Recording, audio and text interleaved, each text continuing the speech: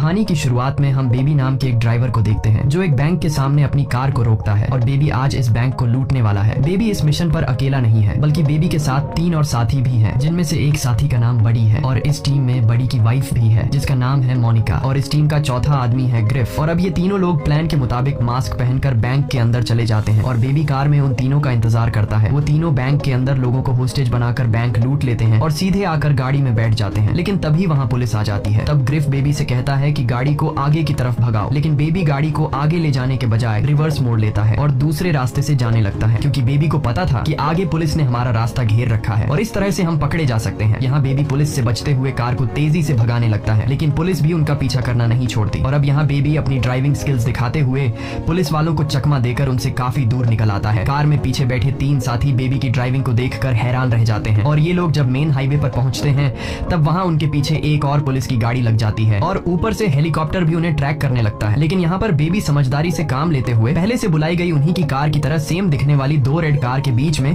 अपनी कार लाकर पुलिस को चकमा देकर निकल जाता है और एक पार्किंग यार्ड में पहुंच जाता है, जहां ये चारों कार को बदलकर अपने बॉस की जगह पर चले जाते हैं, जहां इनका बॉस पहले से ही चारों का इंतजार कर रहा था। असल में इनका बॉस इस पूरे मिशन का मास्टरमाइंड होता है, जो शहर के बैंकों को लूटने के लिए प्लानिंग करता है और लोगों को हायर करके उनसे चोरी करवाता है। आज इनका बॉस बहुत ज्यादा खुश होता है क्योंकि इसके लोगों ने बैंक लूट लिया है और बेबी की ड्राइविंग स्किल्स की वजह से इस बार भी पुलिस उन्हें नहीं पकड़ पाई। अब इनका बॉस इन चारों को एक एक करके उनका हिस्सा दे देता है और यहाँ पर एक हिस्सा बेबी को भी मिलता है, लेकिन ये देखकर ग्रिफ को गुस्सा आ जाता है और वो अपने बॉस से कहता है कि आखिर तुम इस ड्राइवर को हिस्सा क्यों दे रहे हो, जबकि पूरा काम हम तीनों ने अकेले किया है और बेबी ने तो सिर्फ गाड़ी चलाई थी। जिस पर उनका बॉस कहता है तुम तीनों बेबी की वजह से ही जिंदा हो, अगर तुम सबको बेबी सही समय पर वहाँ से नहीं निकालता तो पुलिस तुम्हें पकड़कर जेल में डाल देती। ये सुनकर ग्रिफ बॉस के होते हुए बेबी से पैसे तो छीन नहीं सकता था, इसलिए अब वो बेबी को छेड़ने लगता है। वो अपने साथियों से कहता है कि बेबी बहुत ही अजीब है, ये कुछ भी बोलता नहीं है और हर टाइम गाने सुनता रहता है।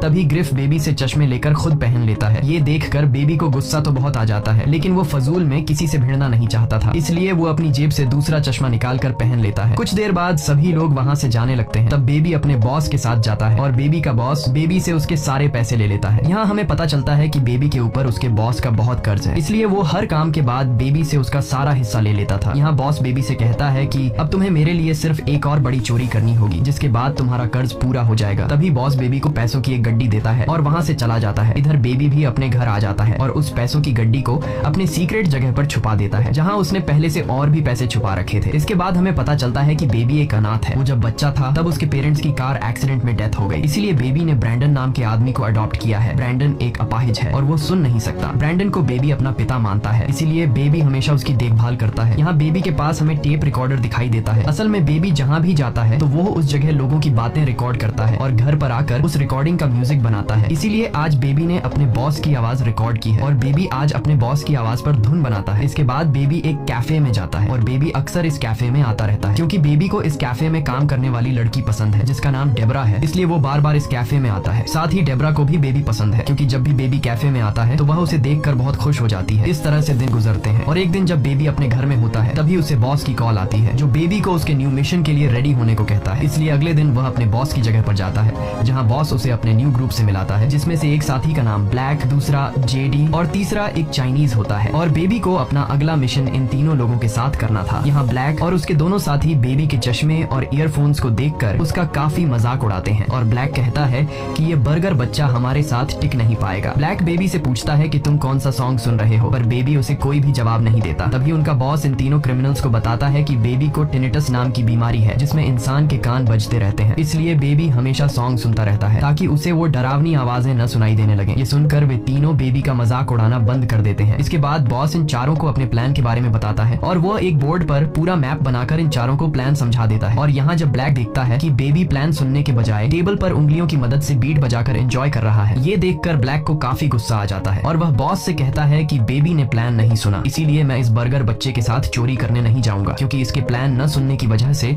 हम सभी पकड़े जा सकते हैं। लेकिन बॉस को पता था कि बेबी चाहे सॉन्ग सुने या एंजॉय करे, पर उसका ध्यान हमेशा मेरी तरफ होता है और उसे मेरी कही गई हर बात याद होती है। अब बॉस इन चारों को बेबी का असली चेहरा दिखाने के लिए बेबी से प्लान के बारे में पूछता है। तब बेबी जिस तरह से बॉस ने प्लान समझाया था सेम उसी तरह से इन तीनों को प्लान बता देता है। ये सुनकर ब्लैक और उसके 2 साथी हैरान रह जाते हैं। इसके बाद ये चारों बैंक को लूटने के लिए निकल पड़ते हैं। कुछ देर बाद बेबी इन तीनों को उस बैंक तक पहुंचा देता है जहां पर उन्हें चोरी करनी है। यहाँ ब्लैक अपने 2 साथियों के साथ बैंक के अंदर जाता है और बड़ी ही आसानी से ये लोग बैंक को लूट कर बाहर आ जाते हैं, मगर ब्लैक बेवजह एक सिक्योरिटी गार्ड को मार देता है। ये देखकर बेबी को बहुत बुरा लगता है और बेबी को समझ आ जाता है कि ब्लैक बहुत ही घटिया इंसान है जो किसी को भी बेवजह मार सकता है। अब ये लोग जैसे ही निकलने वाले होते हैं तो एक अनजान आदमी जिसे पता चल जाता है कि इन लोगों ने बैंक लूटा है, वो इन पर फायरिंग करना शुरू कर देता है, जिससे बेबी जल्दी से अपनी कार को भगाने लगता है। पर वह अनजान आदमी भी उनका पीछा नहीं छोड़ता, इसलिए ब्लैक उस आदमी को शूट करने ही वाला होता है कि बेबी अपनी गाड़ी को रोड से उतार कर दूसरे रोड पर ले जाता है और उस आदमी की जान बचा लेता है, क्योंकि बेबी नहीं चाहता था कि ब्लैक उस आदमी को जान से मार डाले। अब यहाँ पुलिस भी उनके पीछे लग जाती है, इसलिए बेबी गाड़ी को तेजी से भगाता है। कुछ दूर आगे आने के बाद ये लोग ट्रैफिक में फंस जाते हैं। अब ये लोग जल्दी से अपनी गाड़ी से उतरते हैं और आगे जाकर एक औरत से कार छीनकर जैसे तैसे उस जगह से निकल जाते हैं और सीधे कार पार्किंग एरिया में पहुंच जाते हैं, जहां ये चारों दो साथी बनकर दो अलग कार्स में बैठकर अपने बॉस के अड्डे पर पहुंचते हैं। तब यहाँ बेबी सबके लिए कॉफी लाता है। अब उस मिशन को अंजाम देने के लिए इनकी 4 लोगों की टीम थी, इसलिए बेबी 4 लोगों के लिए कॉफी लाया था। लेकिन यहाँ आकर वह देखता है कि उनका वह चाइनीज साथी गायब है। तब बेबी ब्लैक से पूछता है कि हमारा वह चाइनीज साथी कहाँ गया, जिस पर ब्लैक जवाब देता है कि उसने अपनी गन रास्ते में गिरा दी थी, जिस वजह से हम सभी फंस सकते थे, इसलिए मैंने उसे मार डाला। ये सुनकर बेबी को ब्लैक पर काफी गुस्सा आता है, लेकिन ये बेबी का लास्ट मिशन था, इसलिए वह चाइनीज के मर्डर वाली बात के बारे में ज्यादा नहीं सोचता। अब यहाँ उनका बॉस सभी में बराबर हिस्सा बांट देता है और सभी लोग अपना अपना हिस्सा लेकर चले जाते हैं। लेकिन बेबी का बॉस हर बार की तरह बेबी से उसका हिस्सा ले लेता है और उसे सिर्फ एक गड्डी देता है और वो बेबी से कहता है कि तुम्हारा और मेरा हिसाब बराबर हो चुका है, अब तुम आजाद हो, लेकिन जाने से पहले तुम बस मेरा एक छोटा सा काम कर दो। वो एक कार की डिग्गी खोलता है जिसमें उस चाइनीज आदमी की लाश पड़ी होती है जिसे ब्लैक ने मार डाला था। बेबी का बॉस बेबी से कहता है कि जाते हुए तुम इस गाड़ी और इस आदमी को ठिकाने लगा दो और इसके बाद तुम पूरी तरह से आजाद हो। बेबी अपने बॉस की बात को मानते हुए उस गाड़ी को एक स्क्रैप यार्ड में लेकर आता है, जहाँ वो उस गाड़ी को कबाड़ में बदल देता है और उस चाइनीज आदमी का भी नामो निशान मिटा देता है। अब बेबी पूरी तरह से आजाद हो चुका था, इसलिए वो सीधा पहुंचता है डेबरा के पास और उसे डेट के लिए पूछता है, जिस पर डेबरा खुश होकर डेट के लिए मान जाती है। इसी तरह दिन गुजरते हैं और वो दोनों एक दूसरे के करीब आने लगते हैं। एक दिन डेबरा बेबी से उसके काम के बारे में पूछती है, जिस पर बेबी बताता है कि मैं पहले ड्राइवर था, लेकिन अब मैंने ड्राइवर का काम छोड़ दिया है और अब मैं जॉब की तलाश में हूँ। कुछ दिन बाद हम देखते हैं कि बेबी डिलीवरी बॉय की जॉब करने लगता है। इस तरह से दिन गुजरते हैं और बेबी अपनी इस जिंदगी से काफी खुश था। Baby part time delivery boy की जॉब करता और अपना ज्यादातर टाइम डेबरा के साथ गुजारता। लेकिन एक दिन जब बेबी डेबरा को एक रेस्टोरेंट में डेट के लिए लेकर जाता है तो उस रेस्टोरेंट में बेबी का बॉस भी मौजूद होता है, पर बेबी बॉस को इग्नोर करने लगता है। लेकिन बॉस जब बेबी को देखता है तो वो बेबी को अपने पास बुलाता है। बॉस पहले तो बेबी का हालचाल पूछता है और इसके बाद वो बेबी से कहता है, तुम्हारे जाने के बाद मेरा धंधा बिल्कुल भी ठीक नहीं चल रहा, क्योंकि तुम मेरे लिए बहुत लकी थे और जब तक तुम मेरे साथ काम कर रहे थे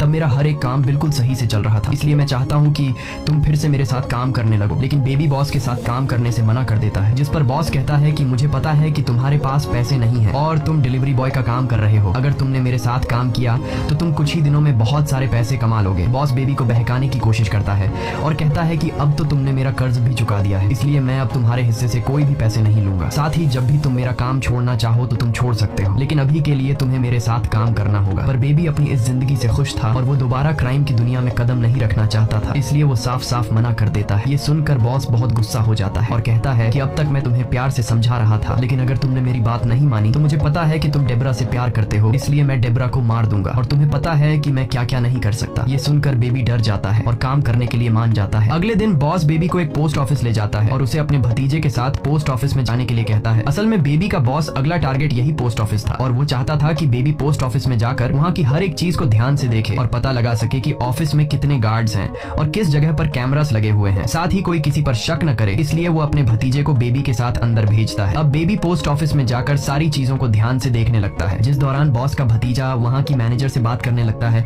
मैनेजर एक बहुत ही अच्छे दिल की मालिक होती है, वो बॉस के भतीजे के साथ काफी अच्छे से पेश आती है और उसे एक कैंडी भी देती है। तभी बेबी भी उसके पास आ जाता है और वो लेडी बेबी से अच्छे से बात करती है। इसके बाद बेबी बच्चे को लेकर बाहर अपने बॉस की गाड़ी में बैठ जाता है और वो बॉस को पोस्ट ऑफिस की हर एक बारीकी बता देता है। अगले दिन बेबी डॉग की जगह पर जाता है और देखता है कि बॉस ने इस बार ब्लैक, बडी और बडी की वाइफ मोनिका को काम पर रखा है। कुछ देर बाद बॉस उनके पास आता है और अपने प्लान के बारे में बताने लगता है। बॉस कहता है कि मुझे पता चला है कि पोस्ट ऑफिस के अंदर बहुत सारे पैसे हैं और वो पैसा हमें किसी भी हाल में चुराना होगा, लेकिन उन पैसों को चुराना इतना आसान नहीं है क्योंकि वहाँ की सिक्योरिटी बहुत ही ज्यादा स्ट्रिक्ट है और उन पैसों की सेफ्टी के लिए पोस्ट ऑफिस के ओनर ने कई गार्ड्स रखे हैं, इसीलिए हमें उन पैसों को लूटने के लिए गन्स की जरूरत होगी। जिसके बाद बॉस चारों को वेपन्स लाने के लिए एक डीलर के पास भेजता है। तब रास्ते में ब्लैक कुछ सामान लेने के लिए एक सुपरमार्केट में जाता है और सामान लेकर ब्लैक बेवजह शॉपकीपर को जान से मार देता है। यह देखकर बेबी को बहुत बुरा लगता है और उसे ब्लैक की यह आदत बिल्कुल भी पसंद नहीं आती। कुछ देर बाद वो डीलर के पास पहुंच जाते हैं और डीलर उन्हें गन्स दिखाने लगता है। तब ब्लैक अचानक से डीलर को शूट करके मार देता है। ये देखकर डीलर के लोग इन चारों पर हमला कर देते हैं और दोनों ग्रुप के बीच गोलियां चलने लगती हैं। पर बड़ी ब्लैक और मोनिका मिलकर डीलर के सभी लोगों को मार डालते हैं। तब बडी और मोनिका ब्लैक पर गुस्सा होकर उससे पूछते हैं कि आखिर तुमने डीलर को शूट क्यों किया, जिस पर ब्लैक बताता है कि डीलर के साथ एक पुलिस वाला था और अगर हम उन्हें नहीं मारते तो वो हमें अरेस्ट कर लेते। जिसके बाद ये चारों बॉस की जगह पर जाने लगते हैं। रास्ते में ब्लैक एक कैफे देखता है और वो बेबी से उस कैफे के पास गाड़ी रोकने को कहता है, लेकिन बेबी गाड़ी नहीं रोकता क्योंकि उस कैफे में डेब्रा काम करती थी और बेबी को डर था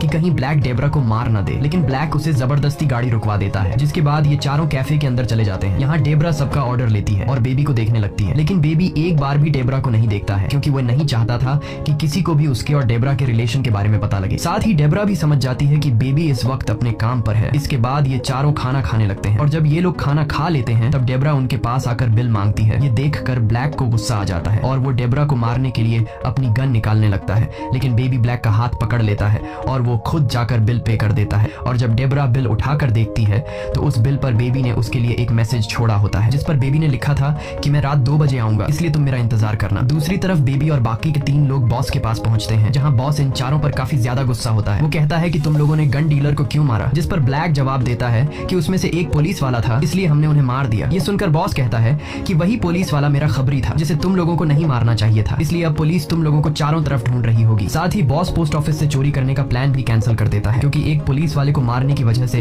ये मिशन काफी मुश्किल हो गया था। वो नहीं चाहता था कि ये लोग पकड़े जाएं और उनके साथ मुझे भी अरेस्ट होना पड़े। तब ब्लैक कहता है कि चाहे जो भी हो जाए मुझे खुद की परवाह नहीं है और मुझे यह चोरी हर हाल में करनी है। बडी और मोनिका भी इस मिशन के लिए तैयार थे। ये देखकर बॉस बेबी से पूछता है कि क्या तुम भी तैयार हो। यहाँ बेबी कुछ देर के लिए सोचता है और फिर हाँ कर देता है क्योंकि उसने सोचा कि यह आखिरी बार मैं चोरी कर लूंगा और फिर हमेशा के लिए डेब्रा के साथ इस कंट्री को छोड़कर चला जाऊंगा। यहाँ बॉस सबसे कहता है कि देख लो, इस काम में बहुत ज्यादा रिस्क है, तुम लोग मारे भी जा सकते हो, लेकिन ये चारों इस मिशन के लिए तैयार थे। अब जैसे ही रात होती है और सभी सो जाते हैं तब बेबी मौके का फायदा उठाते हुए गाड़ी में बैठकर जाने लगता है क्योंकि उसने डेब्रा को बताया था कि रात 2 बजे मैं तुमसे मिलने आऊंगा। लेकिन तभी ब्लैक और बडी बेबी के पास आ जाते हैं और बडी बेबी से पूछता है कि इतनी आधी रात को आखिर तुम कहाँ जा रहे हो। यहाँ ब्लैक के पास बेबी का टेप रिकॉर्डर होता है और उसने बेबी की सभी रिकॉर्ड की हुई आवाजों को सुन लिया होता है, इसलिए ब्लैक को शक होता है कि बेबी पुलिस से मिला हुआ है। इस वजह से वो बेबी से सवाल करने लगता है कि क्या तुम हमारी रिकॉर्डिंग करके पुलिस को भेजने वाले थे। तब बेबी उससे कहता है कि मैं पुलिस का खबरी नहीं हूँ, बल्कि यह मेरा शौक है और मैं सभी की बातों को रिकॉर्ड करता हूँ और उन आवाजों से म्यूजिक बनाता हूँ और ऐसे बहुत सारे टेप रिकॉर्डर मेरे घर पर हैं जिनसे मैंने म्यूजिक बनाया है, जिन्हें सुनकर तुम्हें मेरी बात पर यकीन हो जाएगा। पर ब्लैक को उसकी बात पर यकीन नहीं होता, इसलिए वो बेबी को बेहोश करके उसके घर पर जाता है, जहाँ से वो सारे टेप रिकॉर्डर लेकर सीधे बॉस के पास चला आता है। अब जब बॉस एक टेप रिकॉर्डर को ऑन करता है तो उसे अपनी ही आवाज सुनाई देती है, जिसे सुनने के बाद बॉस को बेबी पर बहुत गुस्सा आता है और वो समझने लगता है कि बेबी पुलिस का मुखबिर है, इसलिए वो बेबी की जगह किसी दूसरे ड्राइवर को बुलाने को कहता है। तब बेबी अपने बॉस को समझाता है कि मैं पुलिस का मुखबिर नहीं हूँ, मैं पिछले कई सालों से तुम्हारे साथ काम कर रहा हूँ, अगर मैं मुखबिर होता तो मैं कब का ये रिकॉर्डिंग पुलिस को दे चुका होता और आज तुम अरेस्ट हो चुके होते। बेबी अपने बॉस से कहता है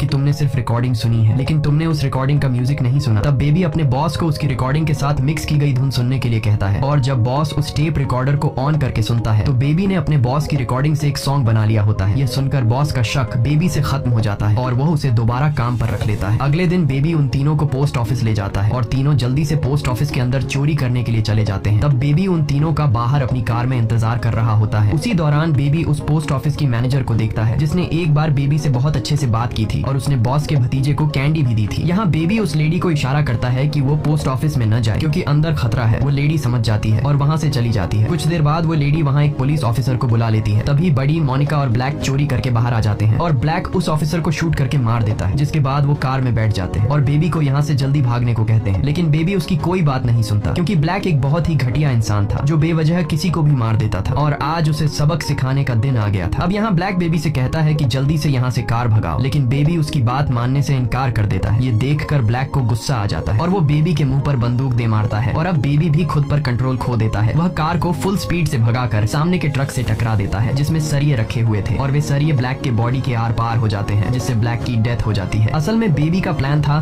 कि वो इस मिशन के दौरान सारे लोगों को मरवा देगा क्योंकि वह डेब्रा के साथ एक अच्छी लाइफ जीना चाहता था, पर इन क्रिमिनल्स के कारण वह कभी भी अच्छे से नहीं जी सकता था, इसलिए उसने सभी को मारने का प्लान किया था। कुछ देर बाद यहाँ पुलिस भी आ जाती है, जिन्हें देखकर बेबी, बडी और मोनिका भागने लगते हैं। यहाँ मोनिका और बडी पुलिस पर गोलियां चलाते हैं और एक कार उठाकर वहाँ से भागने लगते हैं, लेकिन जैसे ही वे दोनों भागने वाले होते हैं तभी पीछे से बेबी आकर मोनिका और बडी की कार में अपनी कार टकरा देता है ताकि वे दोनों भाग न सकें और पुलिस के हाथ लग जाए। तभी पुलिस वाले उन तीनों पर गोलियां चलाने लगते हैं और इसी दौरान मोनिका को गोली लग जाती है जिससे उसकी वहीं पर डेथ हो जाती है। इसी बीच बेबी पैसों का बैग लेकर भागने लगता है। तब बडी गुस्से में बेबी से कहता है कि तुम्हारी वजह से मेरी वाइफ मोनिका की डेथ हुई है। इतना कहते ही वह बेबी पर शूट करने लगता है, लेकिन बेबी खुद को बचाते हुए वहाँ से भाग जाता है और एक ओल्ड लेडी को सॉरी कहकर उसकी कार चुरा लेता है और सीधे अपने घर पहुंचता है, जहाँ वह अपने सारे पैसे उठाकर ब्रैंडन को दे देता है और उसे एक ओल्ड एज होम के बाहर छोड़ देता है। जिसके बाद वो डेबरा को लेने के लिए उसकी कैफे में जाता है, लेकिन उसके पहुंचने से पहले ही वहाँ बड़ी उसके इंतजार में बैठा होता है, जो डेबरा को मारकर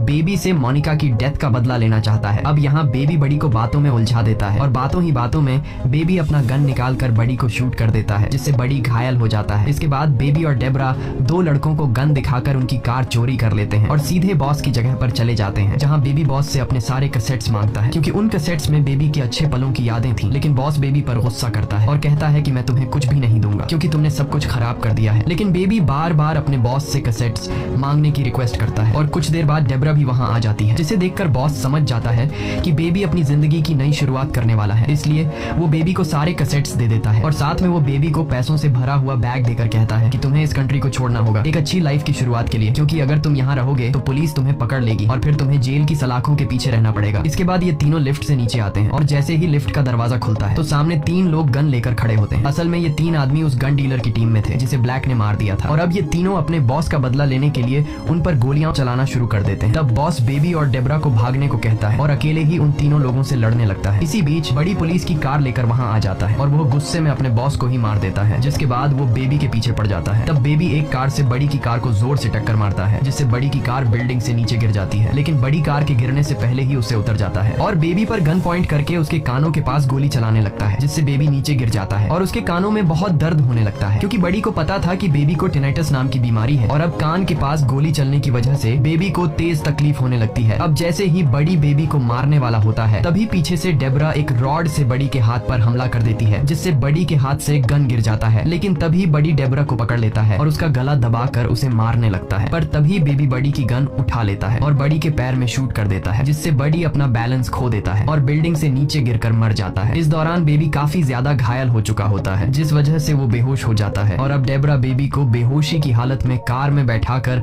वहां से निकल जाती है और इसी तरह सुबह हो जाती है। बेबी को अब होश आ चुका होता है। थोड़ी दूर आगे जाने के बाद डेबरा अपने सामने कई ऑफिसर्स को देखती है जो बेबी को पकड़ने के लिए खड़े होते हैं। पुलिस को देखकर डेबरा कार मोड़कर भागने वाली होती है, लेकिन तब बेबी उसे ऐसा करने से मना कर देता है और डेबरा से कहता है कि अब समय आ चुका है मेरे गुनाहों की सजा काटने का, जिसके बाद वो पुलिस के सामने खुद को सरेंडर कर देता है। यहाँ से सीन शिफ्ट होकर कोर्ट रूम दिखाया जाता है, जहाँ ब्रैंडन और डेबरा बेबी के हक में गवाही देते हैं। साथ ही पोस्ट ऑफिस वाली मैनेजर लेडी भी कहती है कि बेबी ने मेरी जान बचाई है। इन लोगों की गवाही सुनते हुए जज बेबी को सिर्फ 5 साल की सजा सुना देता है और अब हमें 5 साल बाद का सीन दिखाया जाता है, जहाँ हम बेबी को जेल से बाहर आते हुए देखते हैं और डेबरा उसे लेने आई होती है, जिसके बाद ये दोनों एक दूसरे को गले लगाते हैं और इसी के साथ ये कहानी खत्म हो जाती है। अगर आपको ये वीडियो अच्छी लगी हो तो हमारे चैनल को सब्सक्राइब और वीडियो को लाइक जरूर कीजिएगा।